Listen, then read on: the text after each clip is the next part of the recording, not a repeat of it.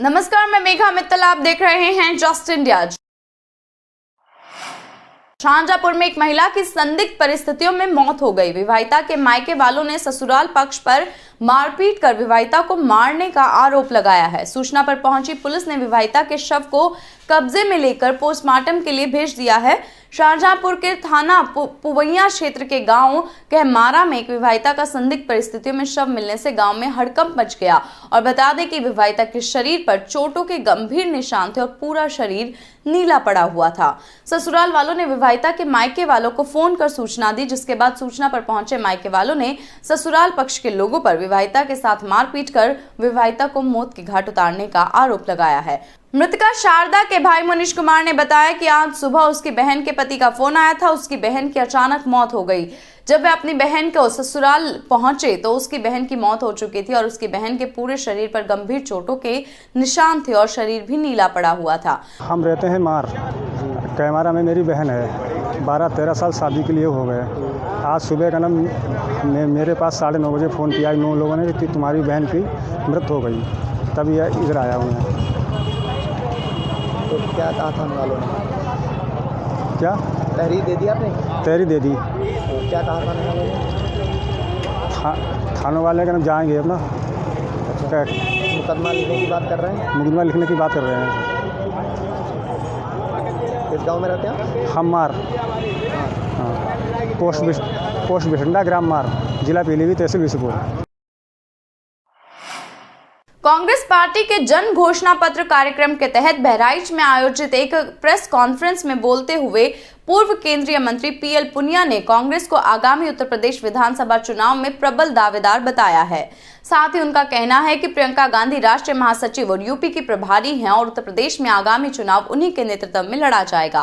कांग्रेस में नेतृत्व के विवाद को लेकर पूछे गए सवालों पर उन्होंने कहा कि राहुल गांधी हमारे निर्विवाद नेता हैं और गठबंधन की बात पर उनका कहना है कि हम अकेले ही इस बार ये चुनाव लड़ेंगे।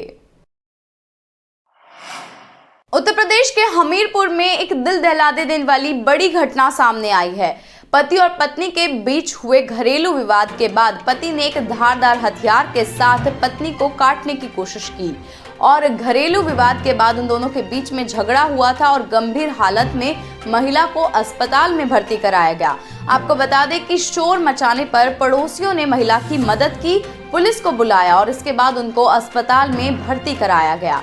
घरेलू विवाद के बाद हुए इस झगड़े से बात यहां तक पहुंच गई कि पति ने घर में ही रखा एक धारदार हथियार उठाया और पत्नी को काटने लगा और इसी बीच पत्नी ने किसी तरह से भागकर 112 मिलाया और चीख पुकार से आस पड़ोस के लोग वहां पर पहुंचे, जिन्होंने पुलिस में ये सूचना दी, जिसके बाद पुलिस वहां पर पहुंची और पुलिस ने महिला को अस्पताल में भर्ती कराया और आरोपी को पकड़ने की कोशिश में जुट गई है। अलीगढ़ के थाना सिविल लाइन इलाके के जमालपुर निवासी एमयू में पढ़ने वाली बीए की 2 छात्राएं इरम और जीवा इलाके के एक एक्सिस बैंक एटीएम से रुपए निकालने के लिए रविवार की दोपहर में गई थी और यहां पर एक युवक पहले से ही मौजूद था। पैसे निकालने के दौरान दिक्कत होने पर युवक ने मदद करने के नाम पर एटीएम बदलने की कोशिश की और इसी दौरान उसने ओटीपी भी निकलवाना चाहा। छात्राओं को जब शक हुआ तो उन्होंने युवक से बहस कर ली और इसी दौरान बाहर खड़ा एक और युवक एटीएम की तरफ आया और दोनों युवक एटीएम जबरन छीनने लगे। चीख पुकार की आवाज पर लोगों की भीड़ एकत्रित हो गई और मौके से दोनों युवक अपनी सेंट्रो कार द्वारा फरार हो गए। भीड़ में मौजूद एक युवक ने बदमाशों को पकड़ने के लिए कार के शीशे को भी तोड़ दिया, जिससे उसको चोट भी आ गई। घटना की जानकारी देते हुए छात्राओं ने पुलिस से शिकायत की है और वह ये भी बताया है कि आरोपी युवक अपना भी एटीएम छोड़कर भाग गए हैं। पुलिस जांच पड़ताल में जुटी हुई है। बहन एटीएम आए थे 1 बजे के करीब एटीएम निकालने। वहाँ एक लड़का पहले से मौजूद था हमारे आगे, एक लड़का आगे दोबारा वो हमारे एटीएम को घेर के खड़ा हो गया। ये मेरा एटीएम है, मैंने लगाया एटीएम तो उसमें से पैसे निकले नहीं। वो उसने कहा लाइए मैम हम लगा देंगे, इसका नंबर ट्रेस करने के चक्कर में थे वो। फिर वो कहने लगा कि ये आपने गलत लगाया है नंबर मेरा। उन्होंने पता नहीं क्या सेटिंग करी, दोबारा लगाया कि मेरा पूरा अकाउंट नंबर और सब चीज़ें उसमें डिटेल्स आ गए, बैलेंस सब आ गया। मैंने कहा आप फिर उसने दोबारा निकाल के फिर दोबारा लगाया। उसने ऐसा नंबर घुमाया कि मेरा मोबाइल नंबर मांगने लगे। वो मेरे OTP के चक्कर में थे।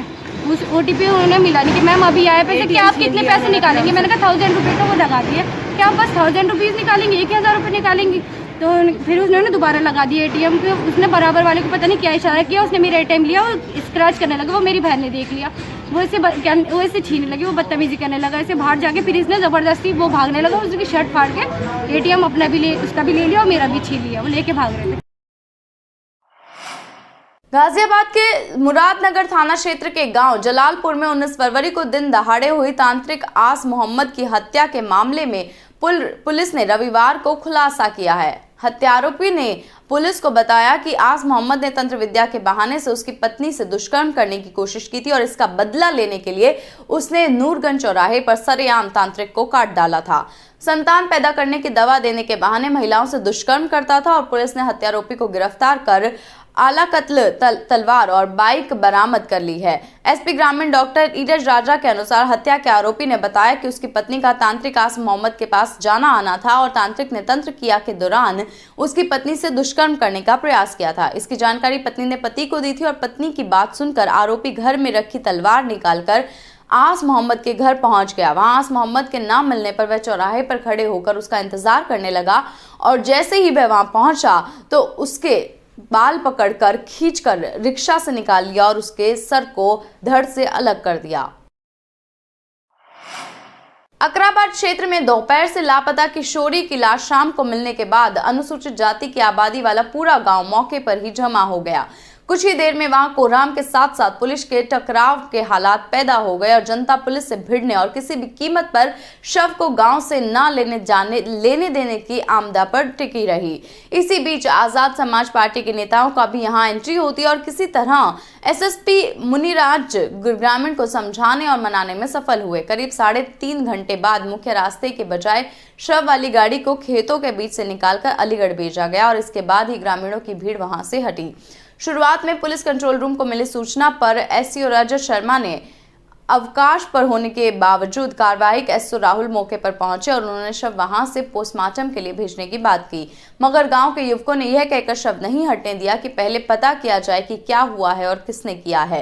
कार्यवाहक एसओ लोगों को समझा ही रहे थे कि खबर पर एसएसपी मुनिराज के साथ एसपी देहात शुभम पटेल, सीओ बरला और एसडीएम कॉल आसपास के कई थानों के फोर्स मौके पर पहुंच गए। अधिकारियों ने शव उठाया तो ग्रामीणों ने उनसे शव छीन लिया। बाद में जब शव गाड़ी में रखा जाने लगा तो ग्रामीणों ने रास्ता रोककर पुआल आदि से आग लगा दी। नाराज लोगों ने पुलिस पर पथराव भी किया और बाद में एसएसपी ने माइक लेकर लोगों को समझाना शुरू किया, तब जाकर लोग वहां से शांत हो सके और इसके बाद शव को खेतों से ले जाया गया।